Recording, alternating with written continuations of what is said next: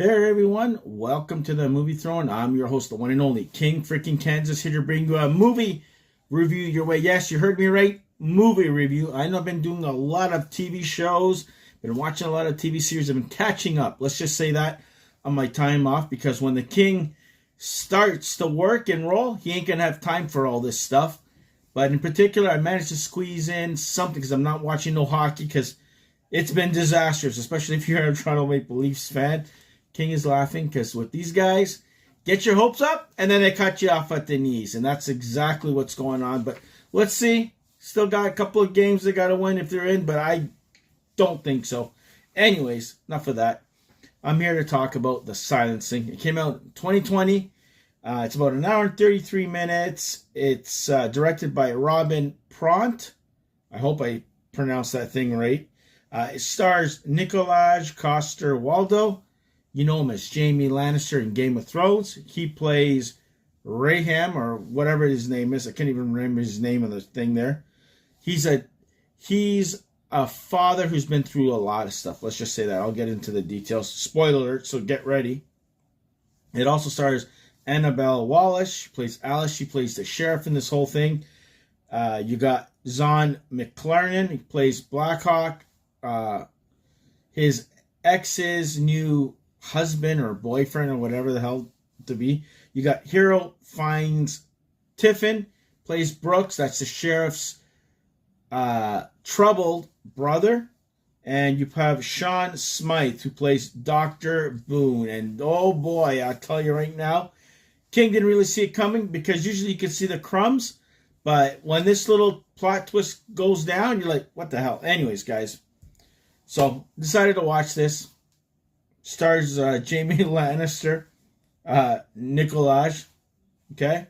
He's a father. He used to hunt animals, and now all of a sudden he protects a sanctuary because his daughter never liked the idea of him hunting animals.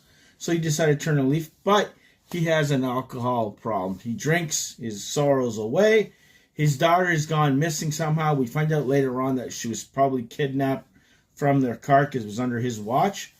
They split up with his ex got together with Blackhawk, who's a cop on the Indian reservoir or whatever reservation, let's just say that.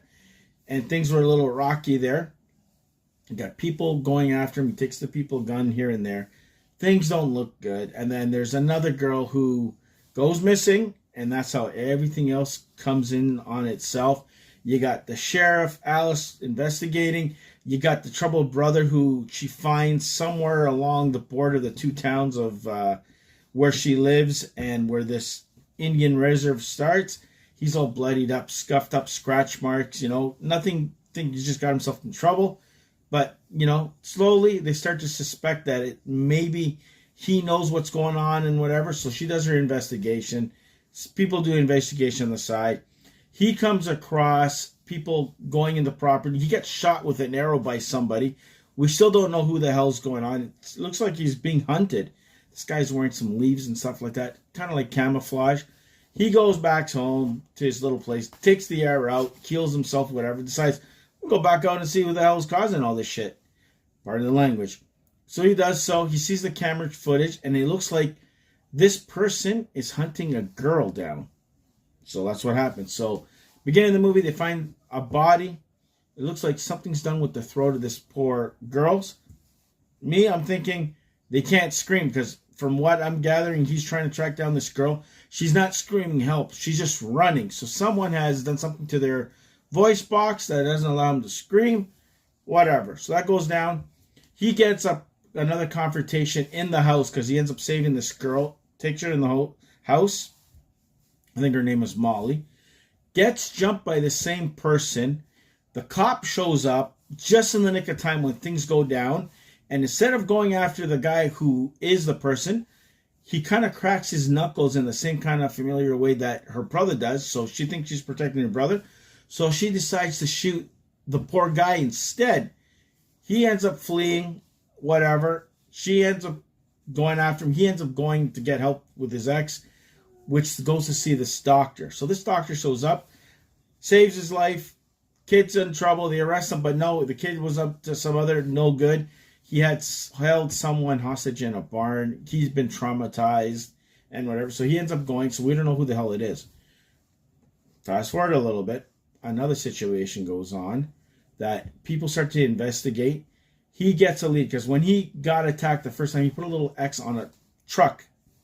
He tracks the truck down after the second try, and it's this old guy's house, and he's marked an X there. And he goes, "Who's this?"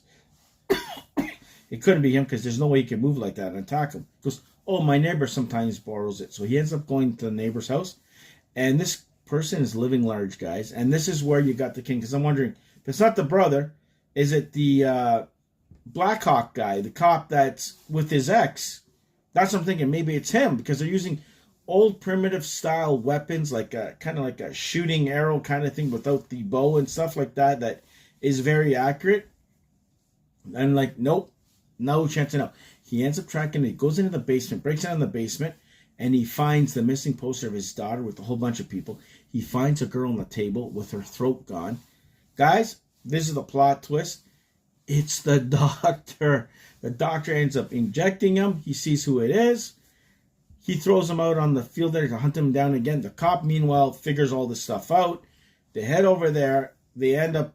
She ends up confronting him as he's beating the living daylights out of the doctor outside. He's created a pit or trap that opens up with spikes, old-fashioned way, a trap to catch the animals. And the cop had originally shot him. Says, "You know what? You want to make things right between us? Don't shoot me again and turn your head or something." He ends up shoving this guy, and he lands on the spikes and kills the doctor. Revenge achieved, guys. And you know what? Satisfactory.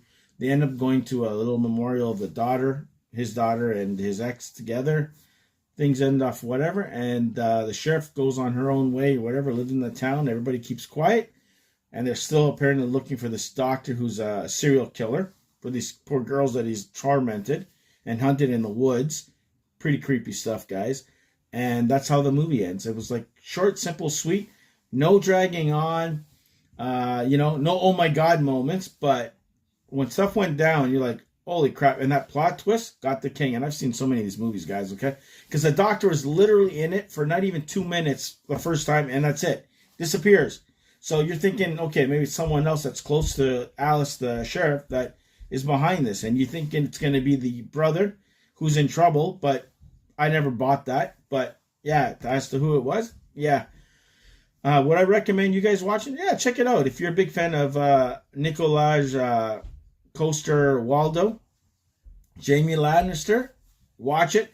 It's not mind-blowing. It's not bad. It's not the greatest, but give it a try. I liked it, so that's my official movie review on The Silencing, starring Nikolaj Coster-Waldau and Annabelle Wallis. I hope you guys liked it. Like, share, and subscribe. Don't forget to check my unboxing video that probably went up early this morning, this fine day. And of course, our I guess the season finale episodes 10, 11, 12 for myself and the Admiral. I can't wait for you guys to hear what the Admiral have to say about Star Wars, because for me, I'll leave it at that. But he's the true Star Wars fan, so you can actually hear it from his mouth. You got to watch it. So tune in this Saturday, probably in the morning, about 9 or 10 a.m. I'll drop it, but I'm very curious to see what he has to say tomorrow. So until then, be the hell good. Stay off the King's Row, and I'll see you guys where? Right here on YouTube land. Take it easy, and definitely be the hell good.